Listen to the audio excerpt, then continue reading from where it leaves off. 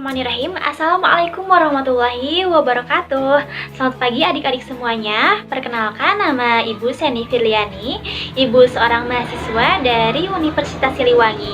Nah, di sini Ibu sedang melaksanakan PLP atau praktik lapangan persekolahan yang tepatnya ditempatkan di SMA Negeri 3 Tasikmalaya.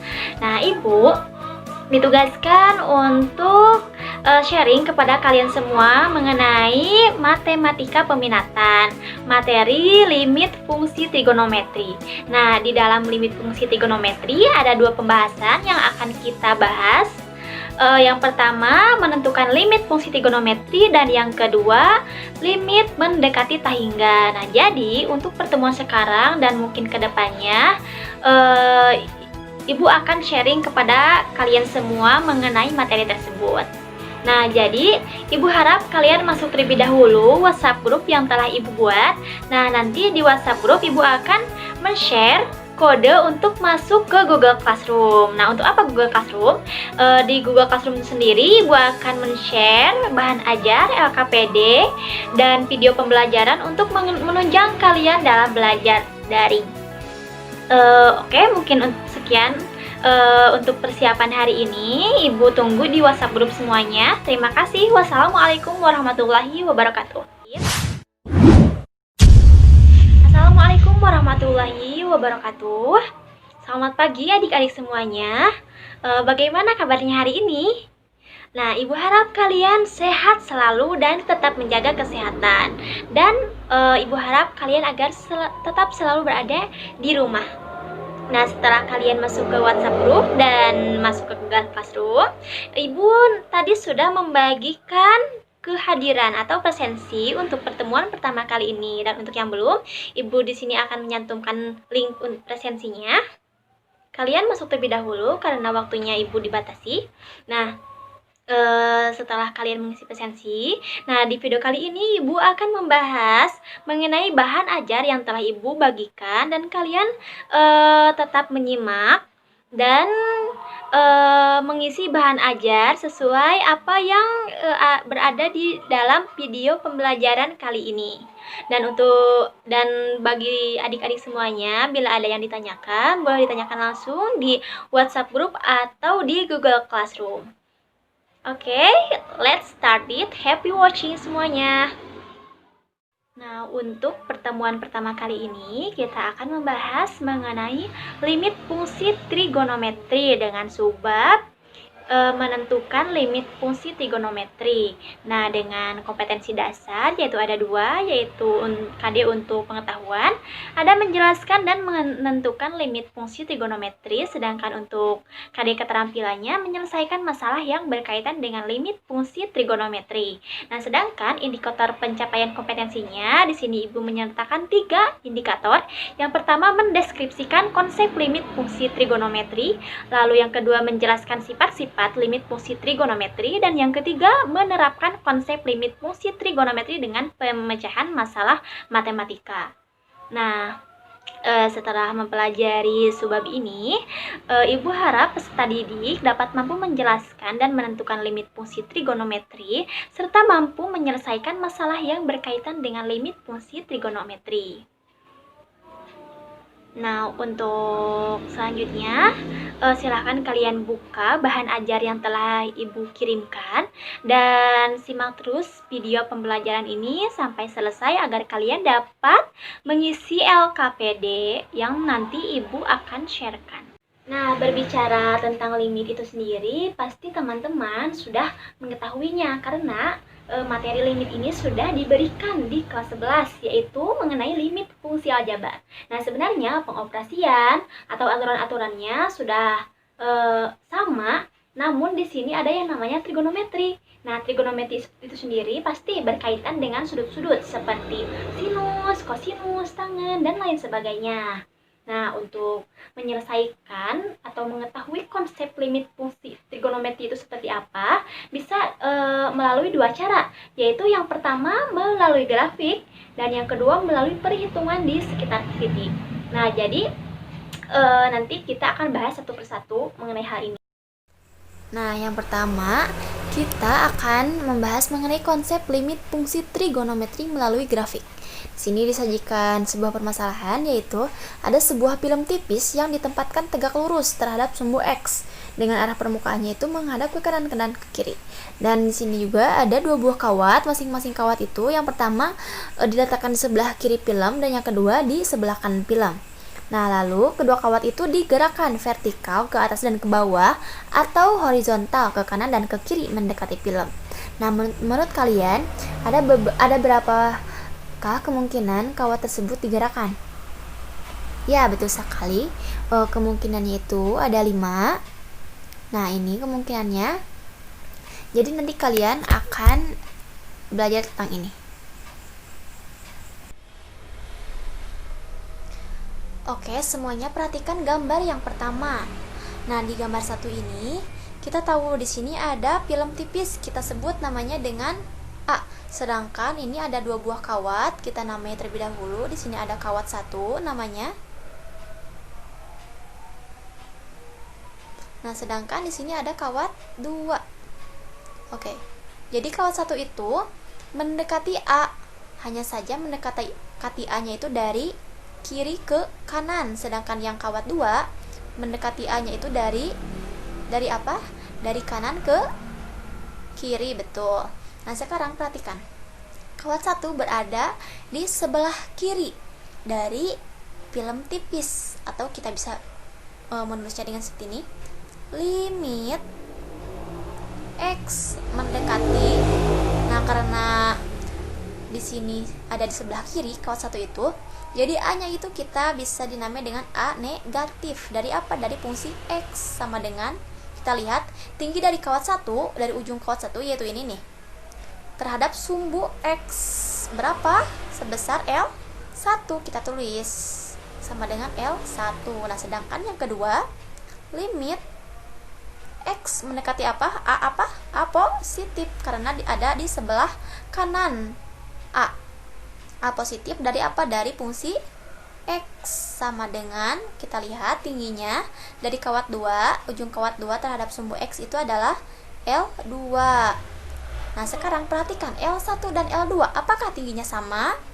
Ya, tingginya sama. Jadi L1 itu sama dengan L2. Oke. Nah, sekarang lanjut ke gambar yang kedua. Kita sudah tahu di sini ada film tipis yang dinamakan A dan ada dua buah kawat. Kawat yang pertama ini, kawat yang kedua ini. Kita perhatikan, jika ditulis seperti yang tadi, tulisannya sama-sama saja. Limit X mendekati apa? A negatif dari fungsi X. Berapa tinggi dari kawat 1? L1. Sedangkan ini yang kawat 2, X mendekati A positif dari fungsi X. Kita lihat kawat yang kedua itu tingginya L2. Nah, sekarang perhatikan, apakah L1 sama dengan L2? Berbeda. Jadi L1 itu tidak sama dengan L2. Nah, dari gambar ini kita sudah mengetahui, karena di sini L1 itu sama dengan L2, maka limitnya itu ada. Oke. Nah, sekarang untuk gambar yang kedua, karena L1 itu tidak sama dengan L2, jadi limitnya itu tidak ada, karena hanya satu saja yang ingin mendekati A, yaitu karena satu saja ini mendekatinya ke sini, di atas L2, ini yang L2 di bawah L1, tidak ada penyatuan, tidak ada kesatuan. Beda dengan ini ada kesatuan, saling mendekatinya. Jadi ini ada dan ini tidak ada. Nah, sekarang perhatikan gambar 3.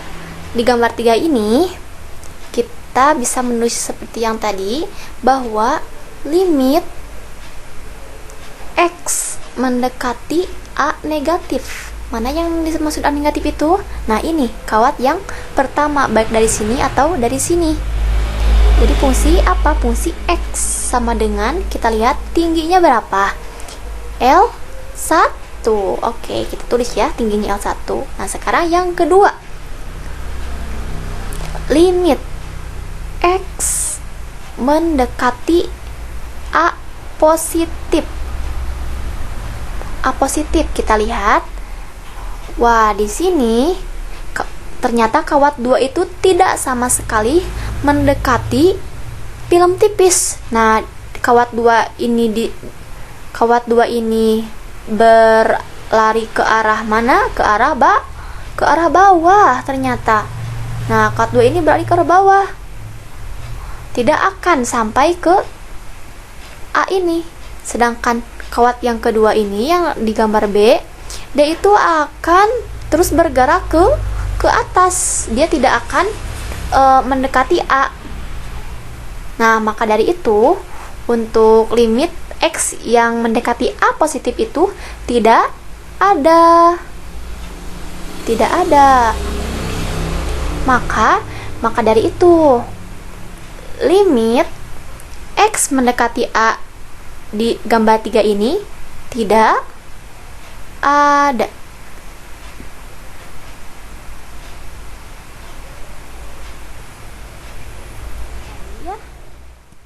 Nah, di gambar yang keempat ini sama saja seperti yang tadi. Di sini ada salah satu kawat yang melenceng. Ayo, yang mana yang melenceng? Nah, benar sekali. Jadi kawat yang melenceng itu adalah kawat 1. Di gambar A, kawat 1 itu melenceng kemana? Ke arah bawah. Terus ke arah bawah sehingga dia tidak mendekati A. Sedangkan di kawat 2, yang kawat 1 itu melenceng ke arah atas sehingga tidak mendekati A. Jadi yang mendekati itu hanya kawat 2 saja. Nah, ini mendekati A ke arah kanan. Dan ini juga mendekati A ke arah kanan. Nah, jadi kita bisa tulis nih limitnya seperti ini. Limit X mendekati A negatif. Apakah ada yang mendekati A dari arah kiri? Tidak ada. Oke, kita tulis ya, tidak ada. Tidak ada. Oke, sekarang yang kedua nih. Limit X mendekati A positif dari kanan ke kiri, apakah ada? Ya, itu kawat 2. Oke, kita tulis ya. Dari fungsi X itu berapa? L2. Nah, karena salah satu kawat itu tidak memenuhi, ada yang tidak ada, maka di sini limitnya itu apa? Tidak ada. Maaf. Limitnya itu tidak ada karena tidak menyatu, tidak saling menyatu antara limit kanan dan limit kiri. Ya.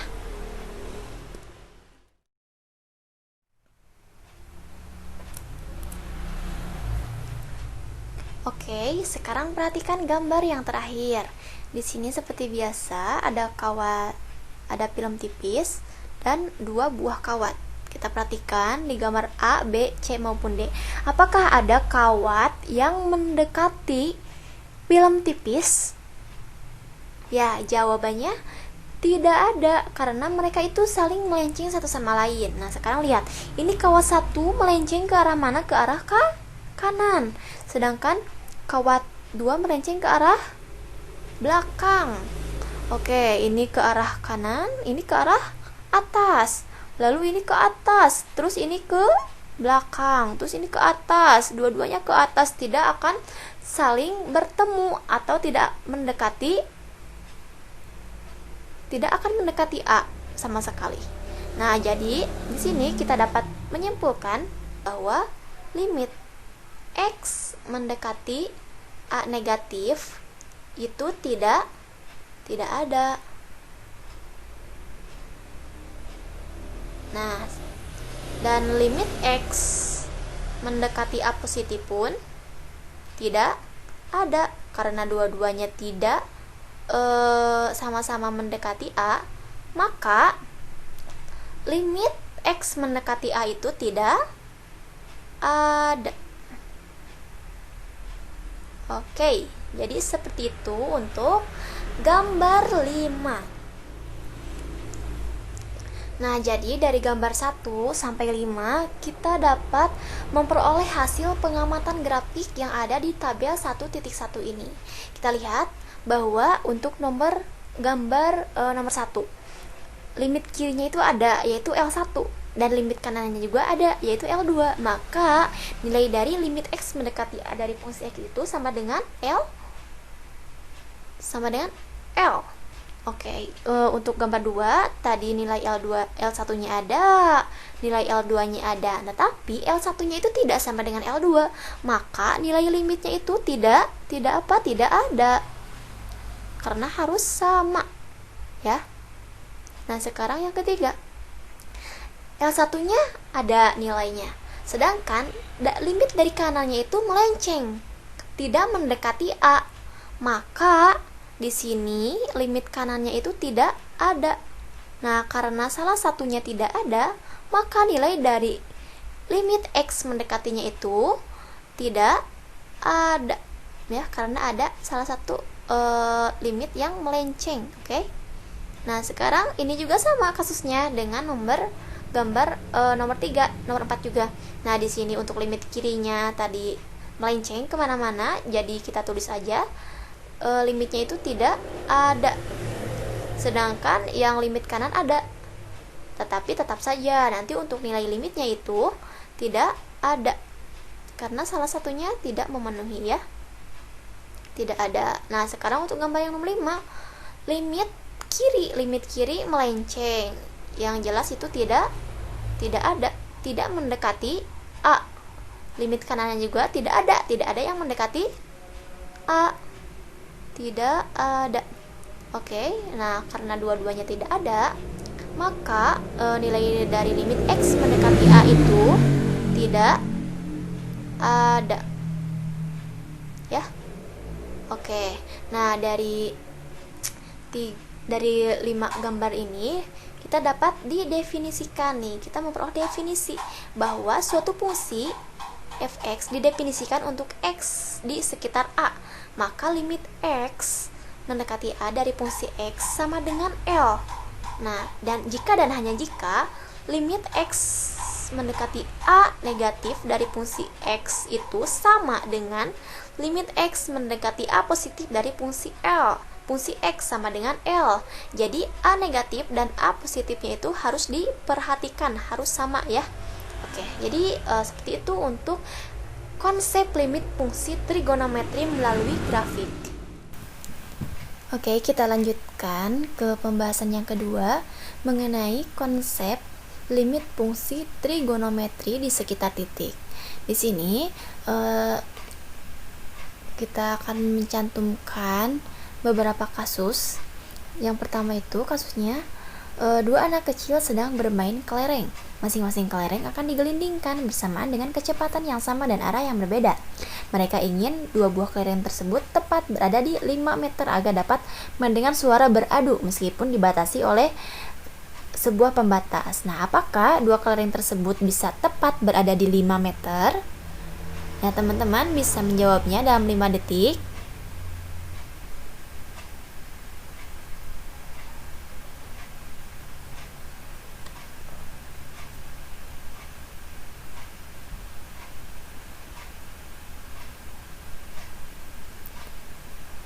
Nah, jawabannya jelas tidak. Nah, kenapa? Karena tepat di titik 5 meter itu terdapat sebuah pembatas yang artinya kedudukan kelereng hanya bisa di dekat pembatas. Nah, kita dapat menyimpulkan dari sini bahwa kelereng tersebut menggelinding sejauh 5 meter.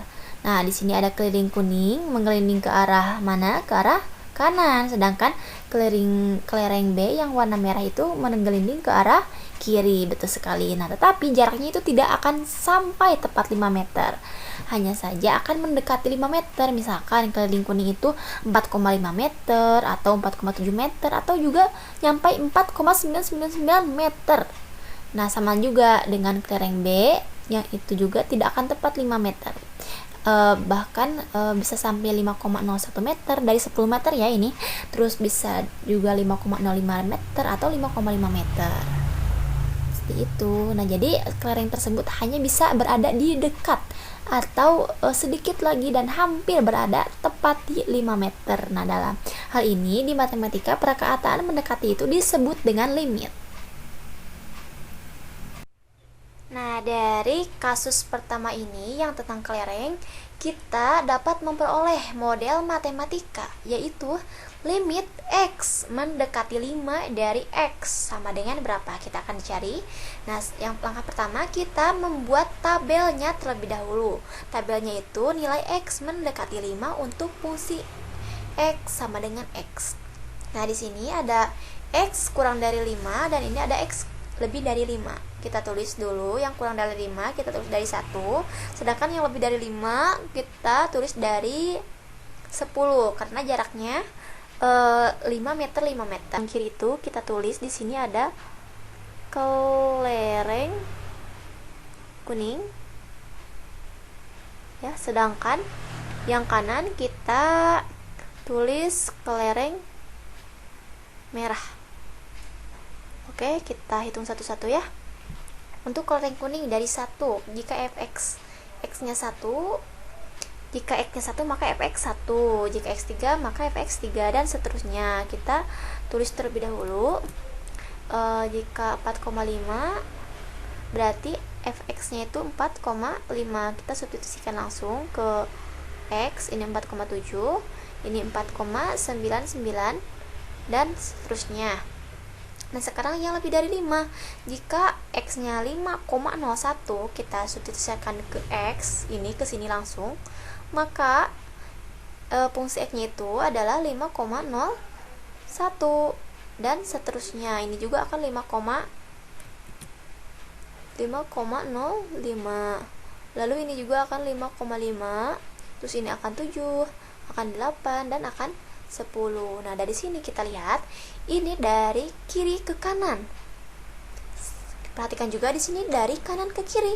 Mereka itu akan mendekati berapa? Mendekati angka 5. Ini 4,99, ini 5,01. Ini akan mendekati 5, ini akan mendekati 5. Nah, jadi karena nilai limit X mendekati 5 negatif dan 5 positif itu mendekati bilangan yang sama, yaitu berapa? 5. Maka dapat dikatakan bahwa limit X mendekati 5 itu ada. Oke, ada karena dua-duanya sama. L1 dan L2 itu mendekati 5. Maka limit X mendekati 5 dari X itu sama dengan 5. Siap, betul banget. Jadi, jika disubstitusikan langsung nilai X sama dengan 5 ke limit X mendekati 5 X, dengan mudah kita peroleh limit X mendekati 5 dari X itu sama dengan berapa? 5. Oke, mudah ya, karena kita substitusikan langsung 5-nya ke X ini. Nah, oke, seperti itu ya untuk kasus yang pertama. Jadi limitnya itu apa? Limitnya itu ada.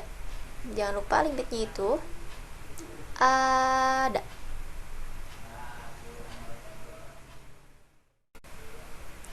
Nah, tadi di kasus 1 kita dapat dengan mudah mendapatkan nilai limitnya 5, yaitu dengan mensubstitusikannya langsung terhadap nilai X. Nah, sekarang kita coba di kasus 1 ini. Silakan hitung nilai limit fungsi berikut apakah nilai limitnya terdefinisi. Nah, maksud terdefinisi itu jika disubstitusikan X-nya terhadap A, jika diperoleh nilai limit dengan substitusi secara langsung, maka FA itu terdefinisi. Kita coba ya. Misalkan yang ini limit X mendekati 2 dari X, kita langsung substitusikan X-nya itu dengan 2, berarti isinya 2. Jadi kita langsung sekali lagi coba nomor yang kedua. Limit X mendekati 2 dari 3X dikurangi 5. Kita X-nya ganti dengan 2. 3 kali 2 berapa? 6 dikurangi 5, 1. Jadi limitnya itu nilainya 1. Oke, lanjut. X-nya kita ganti dengan 1, X kuadrat. Jadi 1 ditambah 5 kali 1, 1. 1 ditambah 1, 6. 6 dikurangi 6, 0. Oke, kita tulis dulu.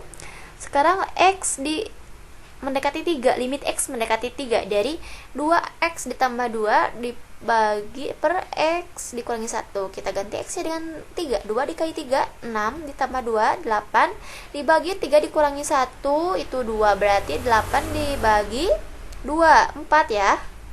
Tuh banget, 4. Sekarang yang terakhir, limit X mendekati 3 dari X kuadrat dikurangi 9 per X dikurangi 3.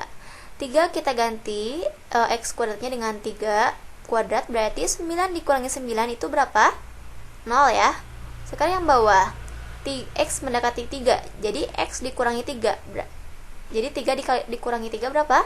0. Oke, nah jadi yang terdefinisi itu yang ada. Apakah 1 itu ada? Berarti ada ya, terdefinisi. Sekarang apakah 0 itu ada? Ada, berarti terdefinisi.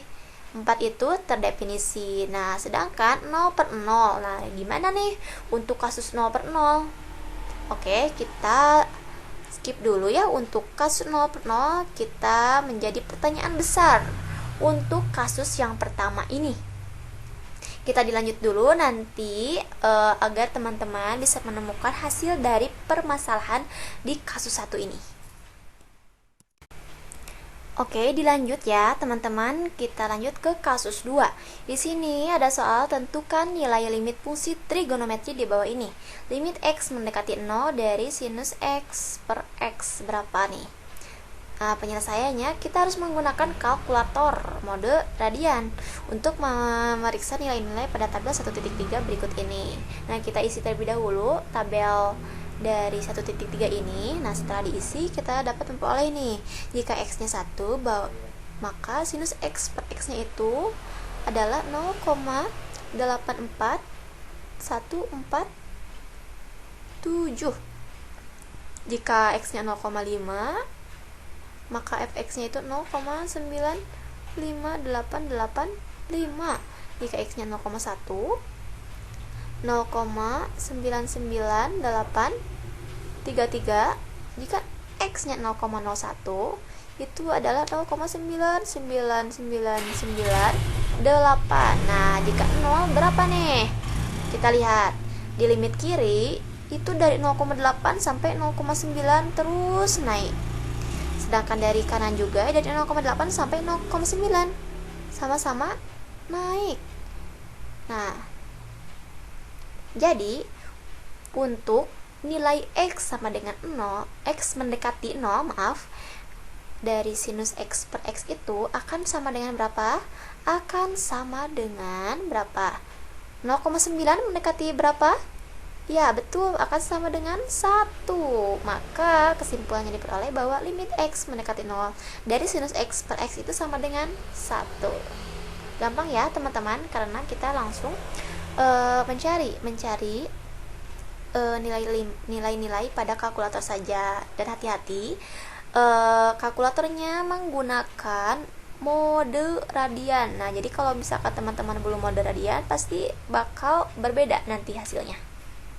Oke, kita lanjut ya nanti ke kasus yang nomor 3. Oke, kita lanjut ke kasus 3. Di sini kita tentukan nilai limit fungsi trigonometri di bawah ini. Limit X mendekati 0 dari X kuadrat dikurangi kosinus X per 10.000. Nih berapa? Kita perhatikan tabel 1.3. Di sini ada nilai, ada X dari 1 sampai 0, 0,5, 0,1, 0,01 dan seterusnya sampai 0. Nah, di sini nilainya itu 0,9995, lalu 0,24 bla bla bla, 0,0099 bla bla bla dan 0,0005 dan seterusnya hingga kita akan mencari berapa nilai X yang limit X yang mendekati 0 dari fungsi tersebut. Sekarang nih kita bisa pisahkan nih terlebih dahulu. Limit X mendekati 0 dari X kuadrat kita tulis di sini. Terus terlebih dahulu di sini saja. Limit X mendekati 0 dari X kuadrat dikurangi limit X mendekati 0 dari kosinus X per 10.000. Nah, sebelum kesini saya ingin bertanya terlebih dahulu, apakah hasil ini akan 0? tidak selalu, karena kita harus mengingat lagi bahwa untuk kosinus itu grafiknya seperti apa. Ada yang tahu? Ada yang masih ingat? Nah, untuk grafik kosinus itu kita berada di atas terlebih dahulu di 1 ya. Kosinus 0 itu berasal dari 1 terlebih dahulu. Ingat-ingat. Maka untuk mengisi ini, limit x mendekati 0 dari x kuadrat. Nah, kita substitusikan 0-nya jadi x kuadrat, jadi 0 kuadrat berapa? 0 dikurangi limit x mendekati 0 dari kosinus x. Berarti cos 0 per 10.000 berapa? 0 dikurangi 1 per 10.000 berapa? Negatif. Ayo, 0,0001. Nah, ini hasilnya.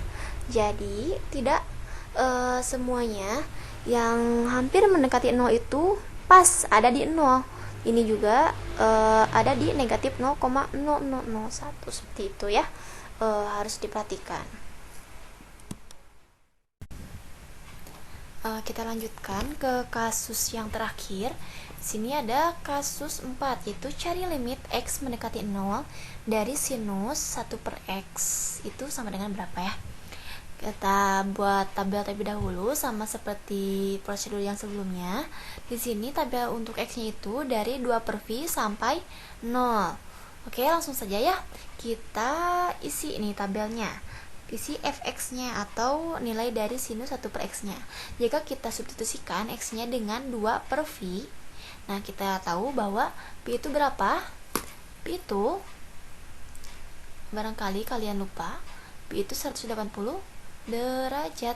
Nah, jika 2 per 180 derajat itu dikali 1 disubstitusikan ke x, berarti ini tuh adalah sinus berapa? Sinus 90 derajat. Sin 90 berapa? 1, betul sekali. Nah, ini selanjutnya ini sin 180, sin 180 0. Selanjutnya. Nah, nanti setelah ini dihitung, nanti akan ketemu nih bahwa sinus 5pi per 2 itu akan bernilai 1. Nah, selanjutnya lagi akan bernilai 0. Terus negatif 1, terus 0 lagi, dan seterusnya. Akan berulang dari 1, 0, negatif 1, 0, 1, 0, negatif 1, dan seterusnya sampai tak berhingga. Nah, pasti akan jelas bahwa sin 1 per x itu tidak akan berada di dekat suatu bilangan L. Nah, bila mana x itu mendekati 0, maka kesimpulannya limit x mendekati 0 dari sinus 1 per x itu apa? Tidak ada. Nah, untuk pembuktian tabelnya sendiri kita bisa dengan cara lain, yaitu membuktikan tabel kiri dan tabel kanan. Nah, sekarang untuk tabel limit kirinya, di sini kita buat terlebih dahulu ya. Limit kiri. Nah, ini kita buat limit kanan, oke? Limit kanan.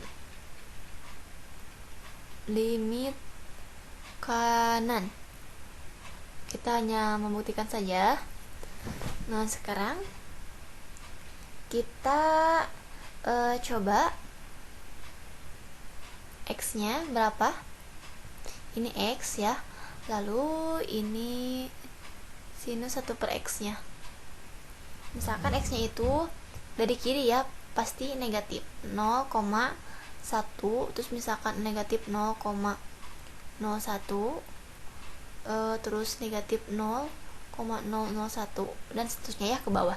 Lalu kita substitusikan nilainya, nanti diketahui bahwa untuk negatif 0,1 nilai limitnya itu 0,54402. Nah, ini jangan lupa ini memakai kalkulator radian. Lalu untuk negatif 0,01 itu isinya 0,565, 0,506 366. Nah, untuk 0,001 isinya itu negatif 0,9938 99389. Nah, sekarang kita tes yang limit kanannya X dan sinus 1/X. Oke, dimulai dari berapa? Harus sama ya. Kita mulai dari 0,1. Apakah nilainya sama dengan ini? Nah, ternyata nilainya itu negatif 5,4402. Dan yang 0,01 nilainya itu negatif 5, maksudnya. Nah, ini juga maksudnya negatif 0 ya. Maaf, salah penulisan, negatif 0,544. Nah, ini negatif 0,50636. Nah, ini yang ketiga 0,001 nilai limitnya itu negatif 30, maksudnya negatif 0,387809. Nah, kita bisa lihat jelas sekali ya bahwa limit sisi kiri dan limit sisi kanan itu berbeda atau tidak sama. Maka dari itu limitnya tidak ada. Jelas ya? Nah, sekarang perhatikan nih contoh-contoh limit fungsi yang telah dipelajari sebelumnya. Di sini ada yang pertama ini, lalu yang kedua, yang ketiga. Limit di atas dapat ditulis sebagai limit X mendekati A dari fungsi X. Dengan fungsi X itu adalah fungsi-fungsi yang memuat perbandingan trigonometri. Nah, ini kan perbandingan apa sih? Sinus. Ada sinus X per X. Lalu ini ada kosinus X. Sana ada sinus. Nah, ini bentuk limit fungsi semacam itu disebut apa? Ayo, ada yang tahu? Disebut limit fungsi apa? Ya, betul, trigonometri.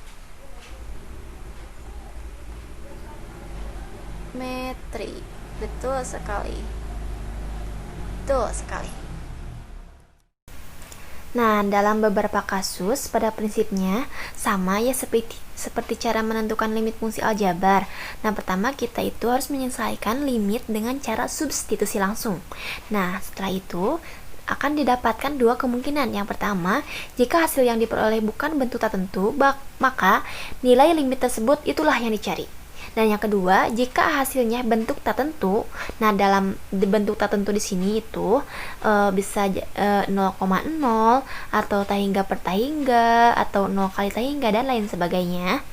Nah, maka nilai limitnya itu tidak bisa dicari dengan mensubstitusikan secara langsung, melainkan harus melakukan langkah-langkah tertentu. Nah, untuk langkah-langkah yang tertentunya nanti kita akan cari di pertemuan selanjutnya. Maka dalam hal ini kita bisa menyelesaikan permasalahan yang tadi belum terpecahkan. Oke. Pembahasan terakhir di pertemuan pertama kali ini, kita akan membahas mengenai sifat-sifat limit fungsi trigonometri. Nah, sebenarnya sifat-sifat pada limit fungsi trigonometri itu sama saja dengan sifat yang digunakan dalam limit fungsi aljabar. Nah, adapun sifat-sifatnya kalian bisa dilihat dalam bahan ajar kalian masing-masing atau dalam video ini. Ada 8 sifat-sifat limit.